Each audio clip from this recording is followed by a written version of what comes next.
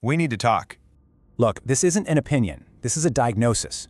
Your potential is literally being suffocated by the very things you think are rewards. You know, the climate-controlled office, the food delivery app that brings anything you want to your door, the endless scroll. And don't get me wrong, this comfort, it isn't a strength. It's a biological sickness. It's what we call an evolutionary mismatch. You are an organism that was built for hardship, and you're living in a sterile, padded terrarium. I mean, just look at this. For 99.9% of human history, our biology was forged in friction. The left column there, that was reality. Perpetual stress, constant movement, driven by raw hunger. Now, look at the right. That's you. A flat line. Temperature-controlled. Overfed. Sedentary. We don't even eat because we're hungry anymore. We eat because we're bored.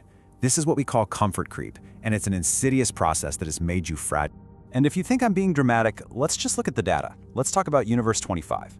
This was an experiment designed by a man named John B. Calhoun, and the whole point was to remove all struggle from life. A literal utopia for rodents. Wait, hold on. A perfect life? No predators? Unlimited food? Why is that a problem? Isn't that the ideal? Isn't that what we're all working towards? That ideal is extinction. That utopia produced a total, catastrophic collapse of their social structure. It produced what Calhoun called the behavioral sink.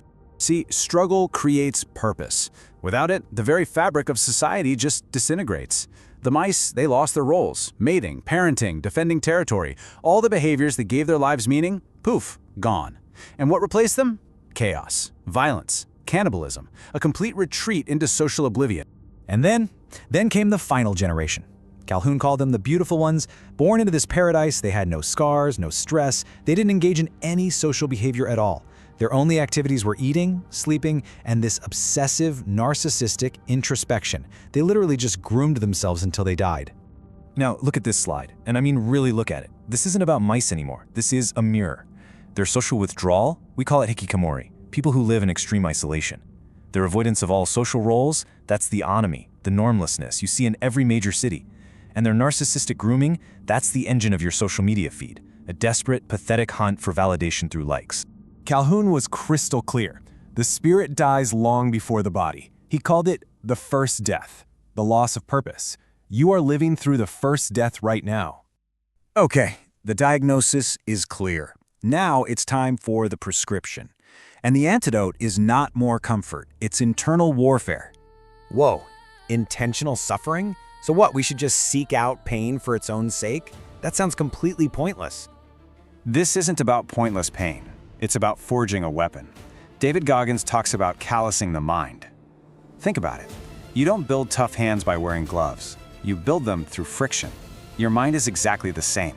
We are using suffering as a tool, as a whetstone, to sharpen your will.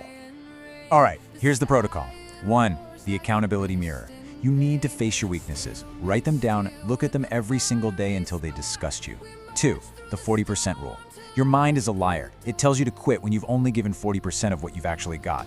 When it screams stop, you push another 10%. That's how you recalibrate the governor. And 3, do something that sucks. Daily. Choose friction every single time. So daily friction builds the foundation. Now we're gonna move from the internal battle to the external challenge. The annual reset. This is called the Misogi Protocol.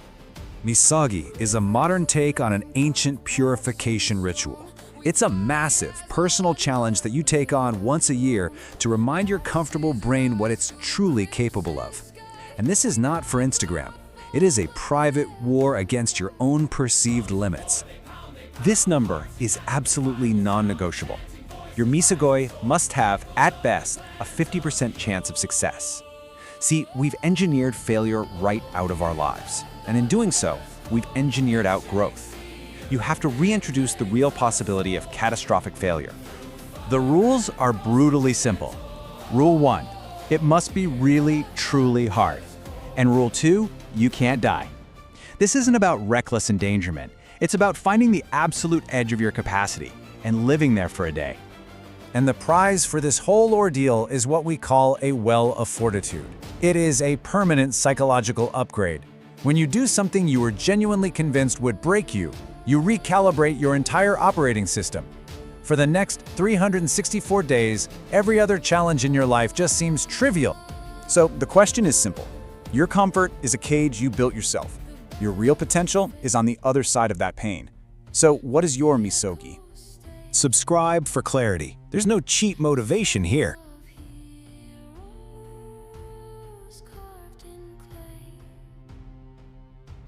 The thunder